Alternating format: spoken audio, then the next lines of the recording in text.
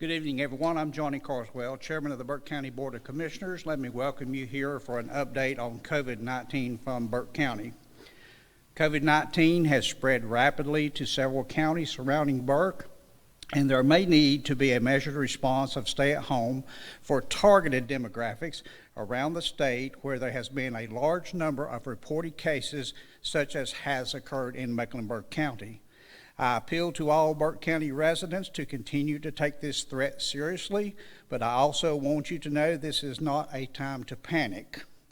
I would ask that we continue to take appropriate precautions by practicing social distancing, by checking on your elderly family members, by limiting travel around the county as much as practical, and adhering to the directives issued by state and federal officials.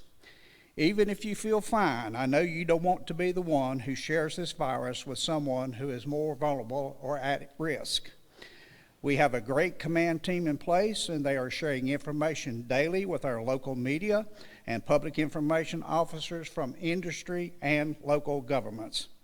I encourage citizens to visit the Burke County website at burkenc.org to see the most accurate and up-to-date information concerning COVID-19. As of today, the 2 cases that have been reported in Burke County were determined to be travel-related and not community spread. Let's continue our personal precautions to ensure that we do not have a community outbreak. I ask that we, as a Burke County family, continue to exercise personal responsibility and common sense to do our part to stop the spread of this virus and minimize as much as possible the chance of community spread in Burke County. At this time, I would like to recognize Rebecca McLeod, our Burke County Health Director. Rebecca. Thank you, Chairman Carswell. Good afternoon. Last night, I was notified by the North Carolina State Public Health Lab that 2 persons had tested positive for COVID-19. One is a Burke County resident and one is a resident of Mecklenburg County. The individuals are in isolation. We're not identifying any individuals that test positive, and we will not provide information that might compromise their confidentiality as a matter of their personal safety, so individuals are not targeted, threatened, or harassed. Just to be clear, these cases are travel related and not community acquired. Please know that your public health and community partners have been planning and preparing for this reality, and public health staff have begun their investigation and will be locating close contacts of those positive cases to help contain any spread of the infection.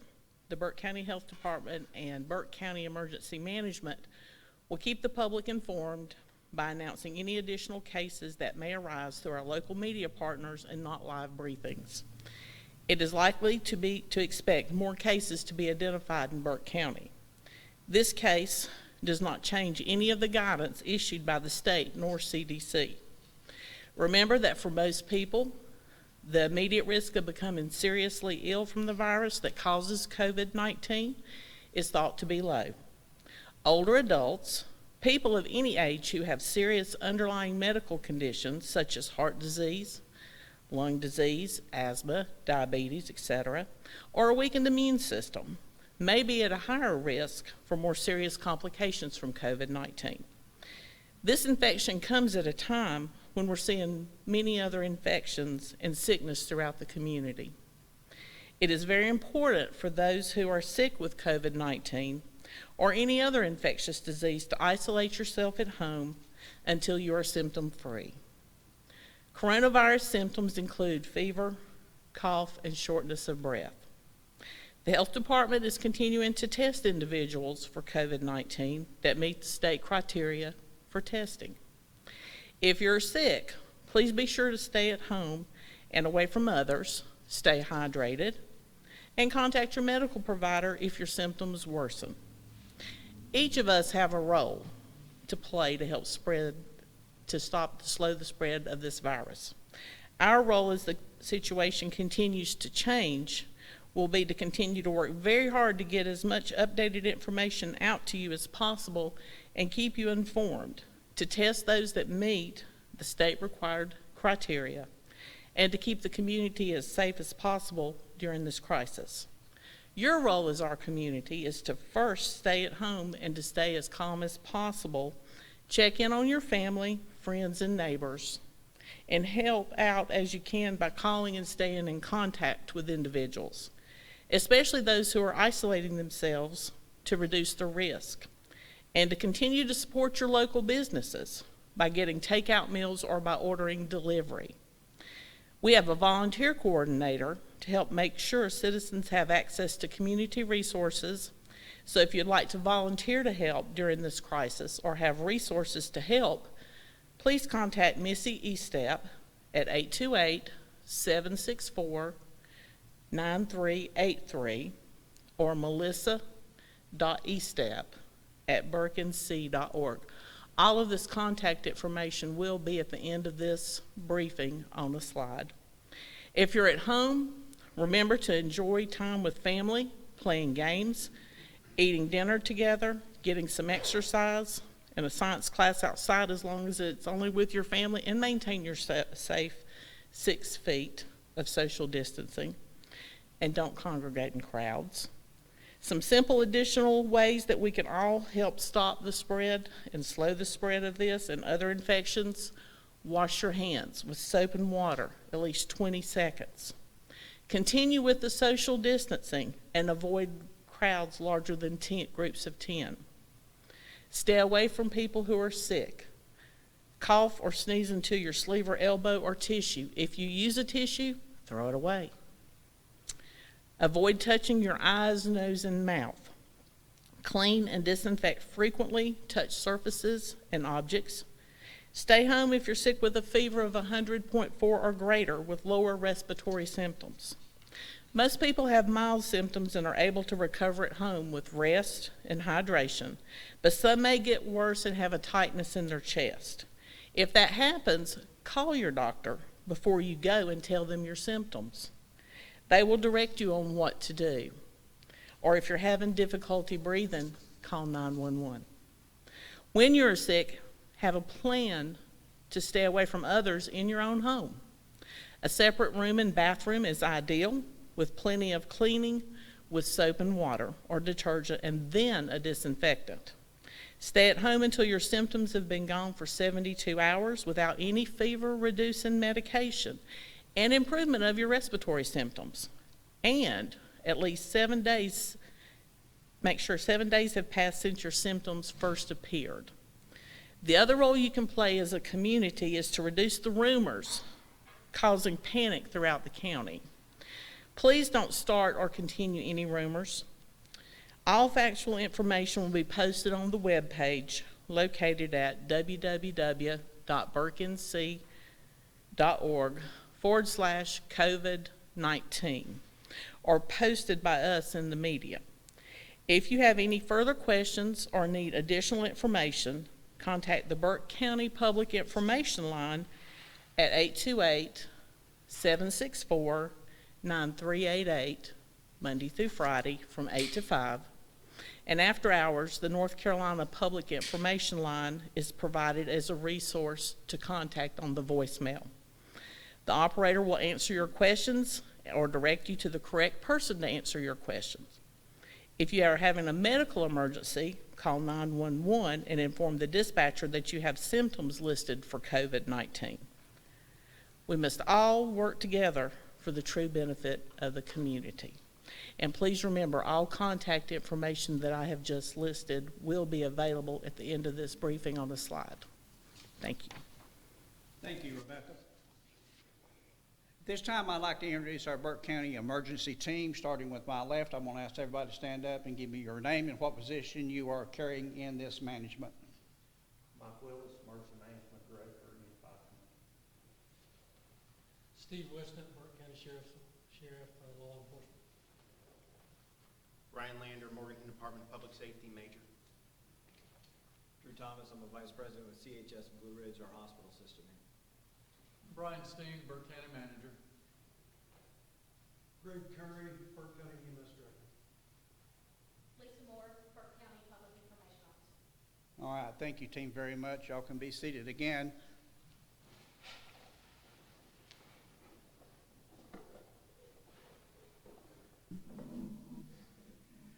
At this time, we'd like to open it up to the media. If you have any questions whatsoever, we'll direct it to the proper person. We'll start with the News Herald.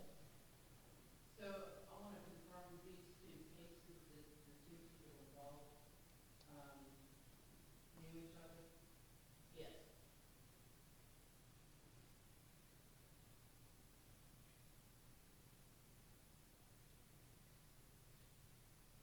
Other questions? Sharon, any more?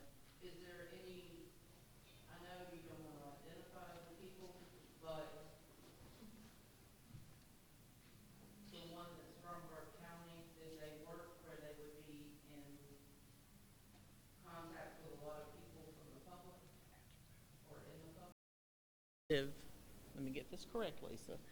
I have to look at the guidance with it. You have to have been fever-free for 72 hours without any fever-reducing medication and an improvement of your respiratory symptoms.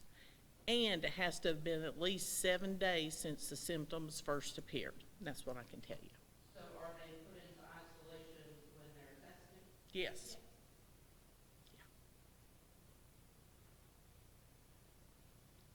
Get that question, okay? Any other questions? We had an incident, because South County had, its first case recently too. We asked from the media a couple questions about emergency responders, firefighters, and paramedics that were responding to that person. Their case is a little scary just because I guess the person was transported to the hospital for not known reason. Firefighters are now in isolation because they did not know that the person had tested or was going to test for COVID-19. How are we taking care of our firefighters, paramedics, emergency responders now? I'm going to have two gentlemen answer that for you. I'm going to have Mike Willis and Greg Curry, both representing EMS and emergency management, answer that. Michael, you go first, please. Okay. To kind of clarify that, our response capability for first responders is in place. If they know about it, I'll let Greg elaborate on this, but from an EMS standpoint. But our firefighters and first responders are typically not dispatched on calls when they meet the criteria for a COVID possible case. If they are, they have been taught, identified, reinforced that precautions that they need to take should they see any of those symptoms arise. Do they have gear on hand? Yes. Do they have protective gear? What's the gear that we have? They have face masks, gloves, most have gowns if they need it, but the standard thing is for them to stay away, at least 6 feet away from them. And is this at the stations or is it in their cars or? It depends on the agency. Yeah, I can speak directly to EMS. Luckily, the two cases that we did have come up, apparently there was no EMS contact, which is good for us. But the state releases protocols that are very specific about how all the medical providers in the state should react. And that protocol has actually changed a couple times, so we're working under the latest version. And it starts with the EMD dispatch as to what they're supposed to do, the questions they're supposed to ask, and then as our EMS providers get on the scene, they've got specific screening tools that they should use and questions that they should ask. Depending on how it comes in, if the dispatchers pick up some important information, they will notify our staffs that they're walking into a potential environment, and the staffs would don their personal protective equipment before they entered that scene. And certainly if clues did not indicate that that may be the nature of the call that they're walking into, then as soon as they pick up something that would make them suspicious, then they would start to don that. Our personal protection equipment basically is a surgical mask, which has been approved and supported by the state epidemiology department, gowns, face shields, gloves, and if we're doing something a little more invasive, what they call aerosolized treatments would be giving someone a nebulizer treatment if they're having difficulty breathing. If we have to put a patient on positive airway pressure ventilation, if we're doing CPR, things like that, that's when we would put a N95 mask over for protection. And of course, at all times in all these scenarios, a surgical mask goes on the patient. So does that answer the majority? Okay, thank you. How are the hospitals and the health department doing on testing and protective gear for hospitals and testing arms? I'm going to recognize Drew Thomas from Carolinas Medical. Yeah, so in terms of personal protective equipment from our hospital, we're doing very well at this point. Obviously, we continue to look in the future, continue to try to procure supplies that we feel we may need. From a testing standpoint, we're working closely with the health department, sending from an outpatient perspective to the health department, or if it's an inpatient, we are sending those and working with Atrium in Charlotte. Let me ask you a question. I know we're not in this situation right now, but number of ventilators, number of beds, are we prepared for that? How many do we have now? And is there a game plan?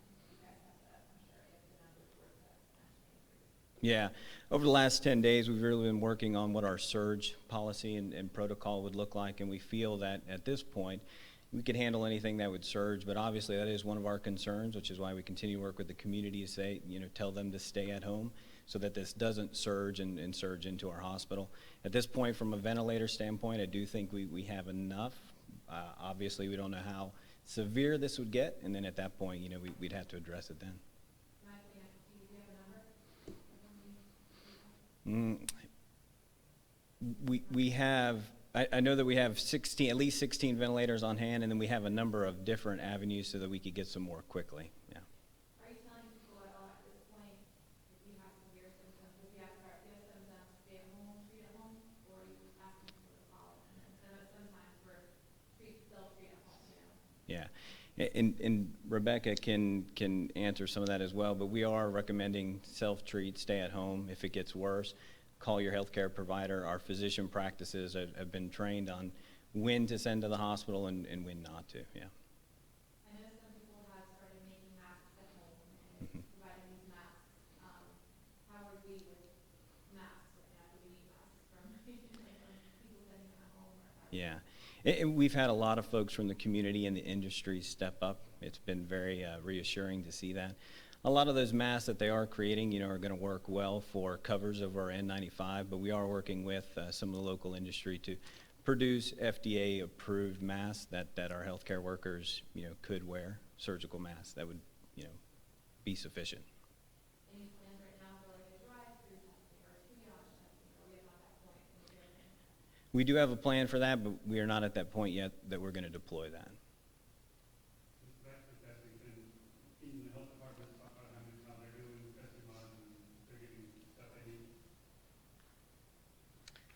From the health department standpoint on testing, we have tested 73 persons, and we have had 59 test results to come back so far. We are able to order through emergency management, since we're in a unified command, 12 test kits daily. That's across the state, any health department. And right now we have 34 kits left on hand if you're asking for today. So you guys aren't having this problem, having to wait or not having a test for some of these? No. Last week we did have a shortage because it's a national problem of getting everything. But now that we have we're under unified command, we're able to acquire 12 test kits daily, and we're adding 12 kits. We're asking for them every day. And we are only, you asked, who are we testing? It changes. It's very fluid. As of yesterday, the guidance changed again. And the recommendations and what they have found are people who have mild symptoms with COVID-19 do not need testing and should be instructed to stay at home to recover. The mild symptoms, because you'll say, what are the mild symptoms? They're defined as fever and cough without shortness of breath, difficulty breathing, chest discomfort, altered thinking, and cyanosis. So, but if they do have that, then they will fall into the criteria that they can be tested. You're saying somebody who shows mild symptoms Correct. How do you even know that that you have it? I mean, because as you said, you know, allergies are going around, Correct. flu is still going around, I mean. The doctor's offices are, as Drew said earlier, if you have people who have a fever and the mild symptoms is fever and cough, and they don't have shortness of breath, the key with COVID-19 is the shortness of breath. I'm trying to think. I just lost my train of thought. The shortness of breath and difficulty breathing. If you're able to stay at home without that, it's mild. That's what has come from the state. So, During a phone conversation yesterday with the governor and Dr. Mandy Cohen with the County Commissioners Association online, Dr. Cohen recommended that anybody that exhibited mild symptoms go home and call their doctor. So that's what we're suggesting, and that's what we're saying today. That's what Dr. Cohen said yesterday. She addressed that in that briefing that she had with us, and said those people should go home and call their doctors. So, the Raleigh-Nixon Observer had a story about random testing, and Senator Berger sent out a release this morning saying that he would be in favor of random testing. So is that something that our county is set up for, or any county is set up for? I'm going to let Rebecca.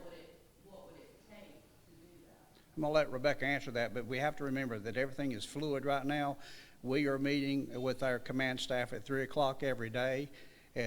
Right now, we may have to start meeting twice a day because some of the rules are changing even overnight. So I haven't even had the opportunity to read what Senator Berger put out today. I know he did put something out, so I'll let Rebecca address that. in answer to your question, Sharon, about random testing, currently, Burke County Health Department is using the state lab for public health. The state lab of public health has specific criteria, and we're having to go by that, not random testing. For laboratories who are coming online, such as LabCorp, Quest, and some of the other ones, they may not have the same criteria that the state has. But for us, because we've not been able to use LabCorp, who we contract with, because it's taken them a while to ramp up to be able to do testing, to get the validity of the test, and they are now testing. We have been using the state lab. Does that answer your question? And whether or not it could happen here, it's very fluid. It could. If we can get, not through the state lab. The state lab resources are scarce. From time of test to time of results, what is the window there? How long does that take? Steve, they have shortened that. It has been 3 to 5 days for both the state lab and the reference labs that people send them to. That's because once a test is taken, it has to be sent to Raleigh by UPS. Then it has to go into the test queue at the state lab, or one of the reference tests, but I can speak to the state lab. And they are ramping up the number of tests they can do per day. Again, we were notified last night at 6 o'clock, and I got the call at 6:16 after the nurses had spoken to the people. They normally contact us during the morning, but now that showed me they have ramped up their capabilities of testing.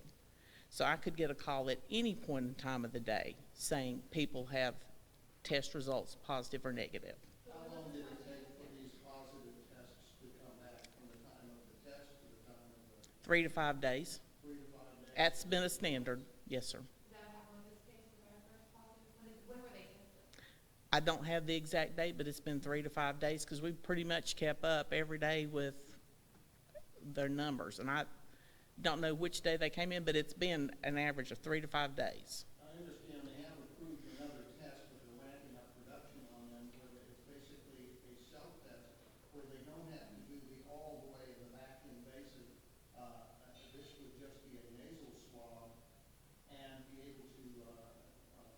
use that instead, which would be a faster and also give a better chance to do a larger test sample in the community. Have you heard of any of those earmarked for this area? Or what level of testing are we going to be at, say, in a week? Do we have the test kits? And We are able to order, I don't know if you were here earlier, but we're able to order 12 test kits a day from the state through emergency management. each kit can test how many people? One person. And it's so rapidly evolving. When you hear information from the federal government, when they say this is being pushed out, they're pushing them out to the states which have the highest number of cases, and those right now are Washington, New York, and California. So when they say they are pushing out the supplies, they're going to the states that have been, quote, hardest hit so far. Will it come to us? Probably. Is it next week? I can't tell you. They have not given us guidance yet to that fact. In speaking with setting up for screening and triage, we've discussed that. That's in our pandemic plan. How can I set up as a health director in a hospital system if I have 39 kits to test people? How? I can't. How many do you have on hand? Excuse me, 34. 34. We can screen all day long, but you can't test with 34 test kits. And how often do they send you a new? Every day. We request it every day. You get 12 every day. Yes, sir. You're gonna keep getting 12 every day. We're going to keep requesting 12 every day. At least. Whatever we're ordering the maximum that they will allow us to put out. Are there any doctor's offices testing at this point? I know you said that they were all sending to the health department, but Atrium is sending all of yours to us. They're referring. When we've done our press briefings, you said, what do you mean by referred? The doctor's offices through Atrium are doing it. In the past week or so, I believe Burke Primary may have been doing testing. I know Psalms Urgent Care has done some testing, and I know High Country Community Center, the Federally Qualified Health Center. But again, they don't have large numbers either. When you call them, they're like, we've tested 10, we've tested 12. We're running out of rapid flu tests. but all of those test results come back to the Burke County Health Department. We have asked them to tell us that those are sending them to reference labs, like LabCorp Quest. Are they getting separate test kits? They get their own from those, Test kits. yes, So they when get you say theirs. 12 a day coming into Health Burke Department. County, that's just the health department. Yes. Do you know how many test kits are coming into Burke County every day? No, sir. We are in contact. So there's no way for the health department to really track who has been tested. The only way we can track, and what we have asked the practices who are testing, is to send us the person under investigation forms, the PUI. And the practices have all been kind enough to send us those persons under investigation forms so that staff over at the health department can keep track of those. But Would it not be important to have, whether as a person under, to know how many tests have been taken and how many have come back negative, just for the analytics on where the county is going, and, I mean, have it from all the providers? it would. They have not at this point in time, because it's only been 2 weeks since testing's really been available. Most people don't even have 2, 3, 4 kits that they have, and we talk to them. And as we progress, we've got staff who are working on resources. What do they need? Because we get calls through emergency management from practices. And They're not telling you how many people they have tested so far. they're sending them to our nurses, which are over at the health department. They've got the number of forms, except for maybe High Country. We didn't know High Country was testing. But we knew that Psalms Urgent Care was testing. And we knew, I believe Burke Primary Care was. But you don't Primary have the testing? numbers I think so. on how many people have been tested. No, so sir. far. So the No. LabCorp test, the physicians who use LabCorp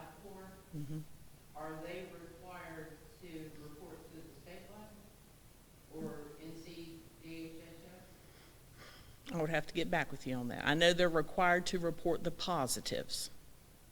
And that has been a statewide issue of trying to find out how many people have actually been tested. Seems like they would need to know the negatives too, just to be able to have the analytics to determine where it's going, whether it's a hotbed, what, you know. And that's, That would be just as critical as the positives.